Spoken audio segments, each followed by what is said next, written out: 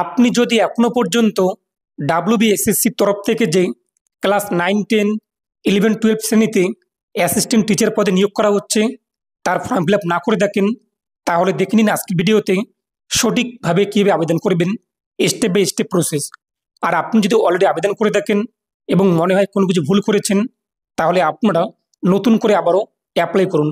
কেননা edit option দেওয়া হবে কি না এ নিয়ে কোনো রকম কিন্তু নোটিশ এখনও প্রকাশিত হয়নি। আর হাতে আমাদের সময়ও কিন্তু খুব কম রয়েছে। যদি আপনারা দ্বিতীয়বার অ্যাপ্লাই করেন কোনো রকম সমস্যা হবে না। আপনি যে লাস্ট অ্যাপ্লাই করবেন তার অ্যাডমিট কার্ডটি ইস্যু হবে। তো সম্পূর্ণ প্রসেস থাকবে আজকের ভিডিওতে। একসঙ্গে 9, 10, 11, 12 অথবা 9, 10 অথবা 11, 12 কীভাবে অ্যাপ্লাই করবেন। আর আপনি যদি এখনও পর্যন্ত ভিডিওতে লাইক না করে থাকেন, অবশ্যই লাইক করে দেবেন। পাশাপাশি চ্যানেল সাবস্ক্রাইব করে পাশের বেল আইকন ক্লিক করে সরকার রাখবেন পরবর্তী ভিডিওগুলো সবার আগে পাওয়ার জন্য। এর জন্য গুগলে আপনারা সার্চ করবেন MD360 নিউজ লিখে। প্রথমে আপনি একটি ওয়েবসাইট পেয়ে যাবেন md360news.com, এখানে ক্লিক করবেন। পরবর্তী পেজে আপনি দেখতেই পাচ্ছেন উপরেই রয়েছে ডাব্লিউবিএসএসসি SLST অনলাইন অ্যাপ্লাই, এখানে ক্লিক করবেন। এরপর আমাদের সামনে কিন্তু হোম পেজটি চলে আসবে ওয়েস্ট বেঙ্গল স্কুল সার্ভিস কমিশনের। আমরা যেহেতু নতুন, উপরে ডান দিকে কোনায় রয়েছে রেজিস্টার, এই রেজিস্টারে আমরা ক্লিক করব। এরপর এই যে পপ আপ রয়েছে এটিকে ক্লোজ করে দেবেন।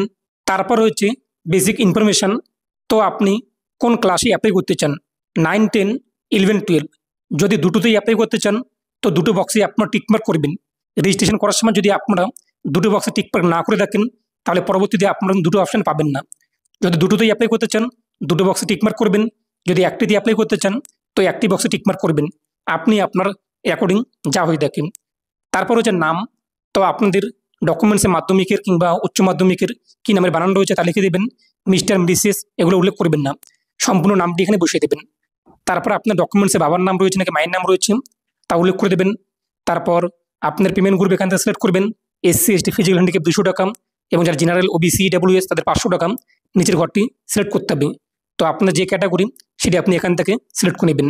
তারপর জেন্ডার কী রয়েছে এখান থেকে আপনি আপনার জেন্ডার সিলেক্ট করে নেবেন। তারপর ইমেল আইডি আপনি এখানে বসিয়ে দেবেন আপনাদের ইমেল আইডি। তারপর মোবাইল নাম্বার কী রয়েছে তা এখানে বসিয়ে দেবেন। তারপর ডেট অফ বার্থ কী রয়েছে আপনাদের, এখানে আপনার ডেট অফ বার্থ উল্লেখ করে দেবেন। ক্যালেন্ডার চলে আসবে, ক্যালেন্ডার থেকে আপনি আপনার দিন, মাস, ইয়ার উল্লেখ করে দেবেন। ধর্ম কী রয়েছে আপনাদের, এখান থেকে আপনি আপনার ধর্ম সিলেক্ট করে নেবেন যা হয়ে দেখেন। তারপর হচ্ছে কিন্তু কমিউনিকেশন ডিটেলস, অ্যাড্রেস লাইন 1 এবং 2। অ্যাড্রেস লাইন 1-এ আপনি হাউস নং অথবা ভিলেজ অথবা রাস্তার নাম অথবা ওয়ার্ড নাম বসিয়ে দেবেন। এরপরে অ্যাড্রেস লাইন 2-তে আপনি আপনার পোস্ট অফিস অথবা পুলিশ স্টেশন অথবা ব্লক অথবা পৌরসভা নাম বসিয়ে দেবেন। এরপর হচ্ছে ডিস্ট্রিক্ট, এখানে আপনি আপনার জেলা সিলেক্ট করে নেবেন, আপনি কোন ডিস্ট্রিক্ট, কোন জেলা আপনাদের। তারপর পিনকোড কত রয়েছে আপনাদের, এখানে আপনি আপনার পিনকোড বসিয়ে দেবেন। পাসওয়ার্ড কী রাখতে চান সেই পাসওয়ার্ড বসিয়ে দেবেন। কমপক্ষে 8টি সংখ্যার মধ্যে থাকবে, যেখানে ক্যাপিটাল, স্মল এবার স্পেশাল ক্যারেক্টার থাকবে। সেই পাসওয়ার্ডটিকে কনফার্ম পাসওয়ার্ডের বক্সে পুনরায় বসিয়ে দেবেন। তারপর নিচের যে বক্স রয়েছে বক্স টিকমার্ক করবেন। তারপর যে রেজিস্ট্রি আপনি ক্লিক করবেন। তো রেজিস্ট্রি ক্লিক করতেই আমাদের সামনে একটি পপ আপ হবে, ওকেতে আমরা ক্লিক করব। এরপর দেখতেই পাচ্ছেন ক্যান্ডিডেট আইডি, এটিকে আপনি লিখে রাখবেন অথবা ফটো তুলে রেখে দেবেন অথবা স্ক্রিনশট নিয়ে নেবেন। তারপর ক্লোজ কিংবা গট ইট যে কোনো একটি বক্সে আপনি টিকমার্ক করবেন। তারপর দেখতেই পাচ্ছেন ড্যাশবোর্ডে অ্যাপ্লিকেশন প্রসেস, এখানে ক্লিক করবেন এবং এখানে 1 নম্বর স্টেপে বলা হয়েছে কিন্তু আপনাদের ক্লিয়ার পাসপোর্ট সাইজের ফটো আপলোড করতে হবে এবং ফটোর ব্যাকগ্রাউন্ড আপনাদের হোয়াইট থাকবে, কালার ফটো, কিন্তু ব্যাকগ্রাউন্ড আপনাদের সাদা থাকবে। অনেকে বলেছিলেন যে কোথায় লেখা রয়েছে, দেখতেই পাচ্ছেন অ্যাপ্লিকেশন প্রসেসে এটা কিন্তু বলা হয়েছে। এরপর গো টু ড্যাশবোর্ডে ক্লিক করবেন, ড্যাশবোর্ডে চলে আসবেন। স্টেপ 1 আপলোড ফটো, এখানে ক্লিক করবেন। এখন আমাদের ফটো আপলোড করতে হবে যার সাইজ থাকবে JPG ফাইলে ম্যাক্সিমাম 60 KB মধ্যে এবং আপলোড ফটো উইথ সিগনেচার। আপনার ফটোর সাথে কিন্তু সিগনেচার যুক্ত করে আপলোড করতে হবে। ফটো এবং সিগনেচার একসঙ্গে আপলোড করতে হবে, ফটোর নিচে আপনাদের সিগনেচার থাকবে। এরপর চুজ ফিলে ক্লিক করে ফটোটিকে আপনি এখানে আপলোড করে দেবেন।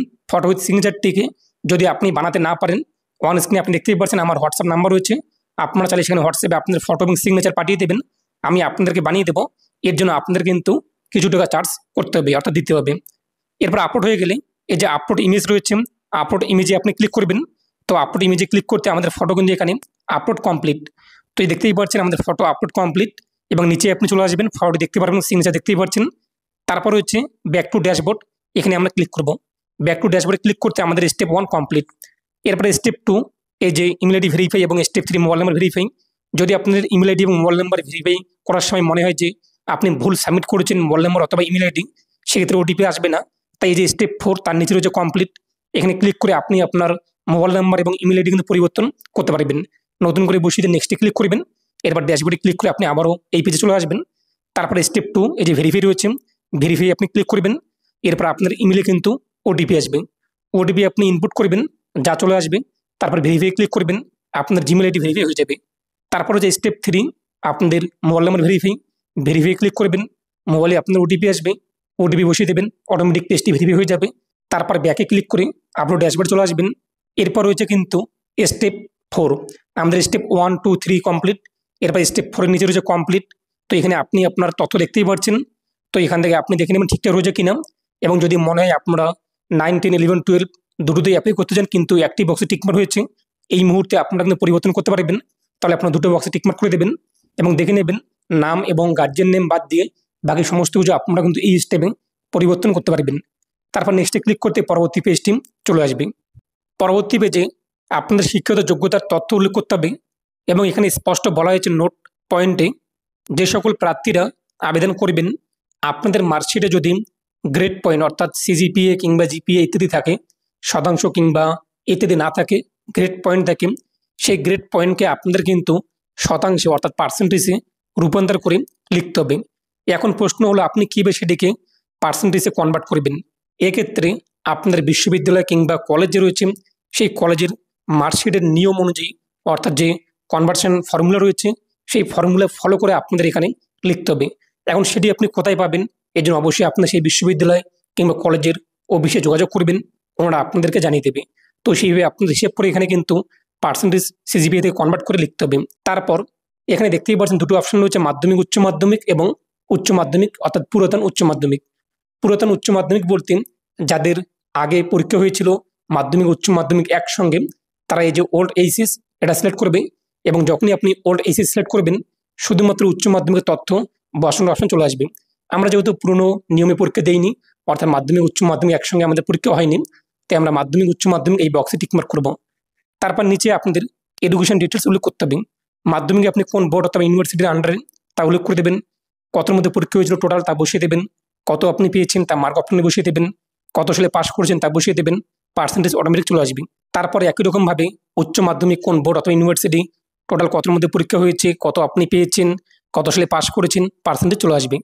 গ্র্যাজুয়েশন আপনি কোন বোর্ড অথবা ইউনিভার্সিটি থেকে করেছেন তা উল্লেখ করে দেবেন, কতর মধ্যে পরীক্ষা হয়েছে তা বসিয়ে দেবেন, মার্ক অপশন আপনি কত পেয়েছেন তা বসিয়ে দেবেন, কত সালে পাস আউট তা উল্লেখ করে দেবেন, পার্সেন্টেজ কিন্তু চলে আসবে। এবং পোস্ট গ্র্যাজুয়েশন আপনি যদি করা থাকে তো পোস্ট গ্র্যাজুয়েশনের তথ্য উল্লেখ করে দেবেন, কোন বোর্ড অথবা ইউনিভার্সিটি তা উল্লেখ করে দেবেন, কতর মধ্যে পরীক্ষা হয়েছে টোটাল তা বসিয়ে দেবেন, কত আপনি পেয়েছেন মার্ক অপশনে বসিয়ে দেবেন, কত সালে পাস করেছেন তা বসিয়ে দেবেন, পার্সেন্টেজ কিন্তু চলে আসবে। যদি না আসেন তো নিচের বক্সে আনটিক রেখে আপনি এটি ফিল আপ করে নেবেন যদি আপনার সিজিপিএ নাম্বার থাকে। তারপরে বিএডের ক্ষেত্রে আপনি একই রকমের বোর্ড, এরপর কত মধ্যে পরীক্ষা হয়েছিল, কত পার্সেন্ট এবং কত আপনি পেয়েছেন, কত সালে পাস আউট তা উল্লেখ করে দেবেন। ট্রেনিং টাইপ এখান থেকে এটা আমাদের বিএড থাকবে। তারপর অ্যাডিশনাল কোয়ালিফিকেশন যদি আপনার থাকে ডিগ্রি কিংবা ডিপ্লোমা কোর্স তা উল্লেখ করবেন, নাহলে ফাঁকা রাখবেন। তারপর নেক্সটে ক্লিক করবেন। তো নেক্সটে ক্লিক করতে পরবর্তী পেজটি চলে আসবে। আপনি একবার মিলিয়ে নেবেন যে ঠিকঠাক রয়েছে কিনা। যদি মনে হয় আপনার সব কিছু ঠিকঠাক রয়েছে তাহলে নিচে আপনি চলে আসবেন। নিচে আসার পরে যে বক্স রয়েছে বক্সে টিকমার্ক করবেন। তারপর সাবমিট প্রোফাইল ফর্ম এখানে ক্লিক করবেন। তো সাবমিটে ক্লিক করতে পপ হবে ওকে, দেখতেই পাচ্ছেন এই ওকেতে আপনি ক্লিক করবেন। এরপর ব্যাক টু হোমে চলে আসবেন। তারপর স্টেপ 4 নিচে রয়েছে ফাইনালাইজ, এখানে ক্লিক করবেন। এরপর মিলিয়ে নেবেন, তারপর ফাইনাল সাবমিশন এখানে ক্লিক করবেন। এরপর একটি পপ হবে, বলা হয়েছে আপনি আর পরবর্তীতে এডিট করতে পারবেন না, আমাদের ঠিকঠাক রয়েছে। এই যে কনফার্ম ফাইনালাইজ এখানে ক্লিক করব। তো কনফার্মে ক্লিক করতে এই পেজটি চলে আসবে। অ্যাপ্লিকেশন ডিটেলস আপনার নাম কাস্ট শো হবে। এরপর দেখতে পাচ্ছেন ক্লাস লেভেল, আমরা যেহেতু রেজিস্ট্রেশন করার সময় শুধুমাত্র 9 10 সিলেক্ট করেছিলাম, তাই এখানে আমাদের ক্লাস লেভেল 9 10 চলে আসছে। যদি আপনি 11 12 সিলেক্ট করে দেখেন তাহলে এখানে আপনি 11 12 দেখতে পারবেন। তারপর আপনারা কি বয়সের ছাড় চান কিনা, 2016-তে এসএলএসটি পরীক্ষায় বসেছিলেন, কোডের নিয়ম অনুযায়ী আপনি যদি বয়সের ছাড় চান তো এই বক্সে টিকমার্ক করেন। 2016-তে যে ফার্স্ট এসএলএসটি দিয়ে আপনি পরীক্ষা দিয়েছেন সেই অ্যাডমিট কার্ডে যে রোল নাম্বার রয়েছে তা বসিয়ে দেবেন। তারপর আপনারা যদি অ্যাসিস্ট্যান্ট টিচার হয়ে থাকেন, কোনো সরকারি কিংবা সরকারি স্বীকৃতিপ্রাপ্ত শিক্ষা প্রতিষ্ঠানে শিক্ষকতা করেছেন, তাহলে এই বক্সে টিকমার্ক করার পর আপনি আপনার রোল নাম, যদিও এই বক্সটি এক্সট্রা মার্ক নেই, না থাকলে আপনি ফাঁকা রাখবেন। এর বাকি যে সমস্ত ঘর রয়েছে এগুলো ফিল আপ করে নেবেন। আর যদি না হয়ে থাকেন তাহলে এই বক্সটি আপনি আনটিক রাখবেন। তারপর কোন সাবজেক্টে আপনি অ্যাপ্লাই করতে চান সেই সাবজেক্টটি আপনি এখানে সিলেক্ট করবেন।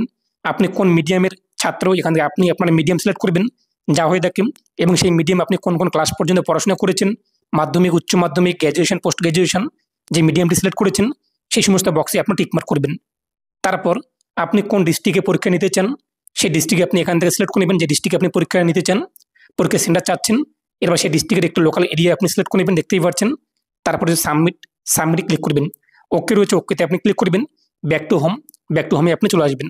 তো আপনাদের কিন্তু প্রথম আবেদন কমপ্লিট, এখন পেমেন্ট করতে হবে। এরপর দেখতেই পাচ্ছেন নিচে আপনি চলে আসবেন। নিচে আসতে পারে যে পে নাও রয়েছে, পে নাও ক্লিক করে আপনি আপনার পেমেন্টটি করে দেবেন।